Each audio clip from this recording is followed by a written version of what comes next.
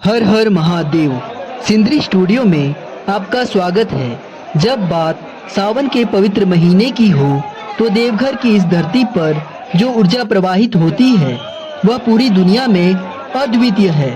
लेकिन इस आध्यात्मिक सैलाब के पीछे छिपा है विज्ञान, पुरातत्व और सिविल इंजीनियरिंग का एक ऐसा अद्भुत तालमेल जिसे देखकर आज के वैज्ञानिक भी हैरान रह जाते हैं।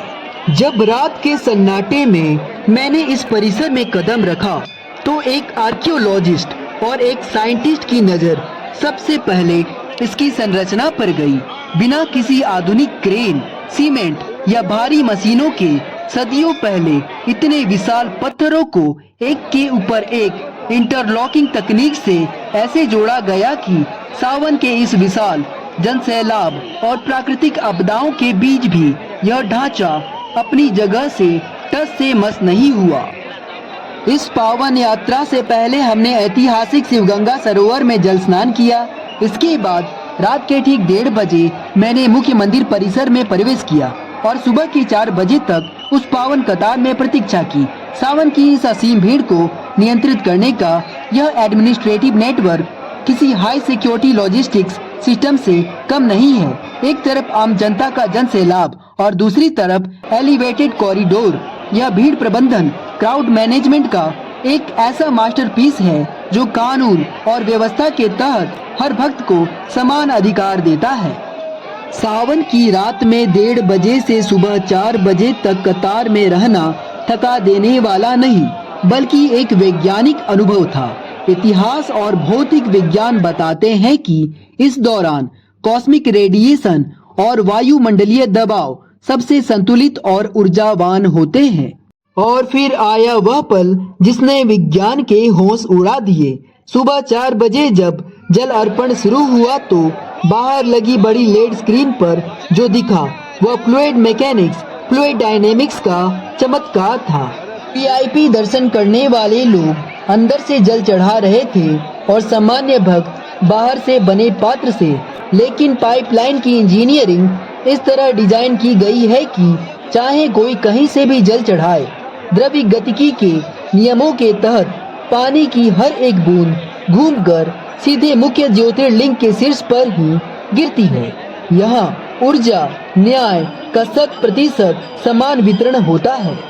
पुरातत्व और भौतिकी की नज़र से देखें तो सावन में दोनों मंदिरों के शिखरों को आपस में बांधने वाला गठबंधन सिर्फ एक धागा नहीं है बल्कि यह 2 ऊर्जा केंद्रों के बीच का एक बेहतरीन एरोडायनेमिक्स बैलेंस है।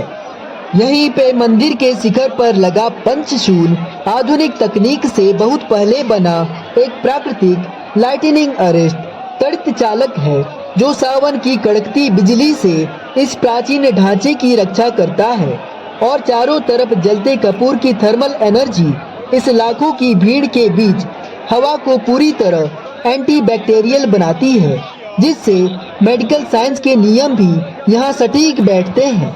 देवघर के इस गर्भगृह के वास्तुकला और फ्लूइड डायनेमिक्स का यह अद्भुत मेल इस बात का अकाट्य प्रमाण है कि हमारे प्राचीन वैज्ञानिकों ने इलेक्ट्रोमैग्नेटिक्स फील्ड और मास डिस्ट्रीब्यूशन के उन नियमों को तब समझ लिया था जिन्हें आज की आधुनिक भौतिकी क्वांटम और फ्लूइड मैकेनिक्स के नाम से जानती है। सावन की यह यात्रा सिर्फ एक धार्मिक अनुष्ठान नहीं है, यह इस बात का प्रमाण है कि हमारे पूर्वज विज्ञान, तकनीक, इतिहास और प्रबंधन के मामले में आज से हजारों साल आगे थे। जब पुरातत्व, इंजीनियरिंग, कानून और आध्यात्मिकता सावन की इस पावन धारा में मिलते हैं तब इतिहास बनता है। अगर इस वैज्ञानिक और ऐतिहासिक सफर ने आपके सोचने का नजरिया बदल दिया है तो इसे हर उस शख्स तक पहुंचा दीजिए जो विज्ञान को तो मानता है पर आस्था के पीछे के विज्ञान को नहीं जानता। वीडियो को लाइक करिए, शेयर करिए और कमेंट बॉक्स में लिखिए हर हर महादेव। मिलते हैं अगले सफर में, तब तक के लिए धन्यवाद।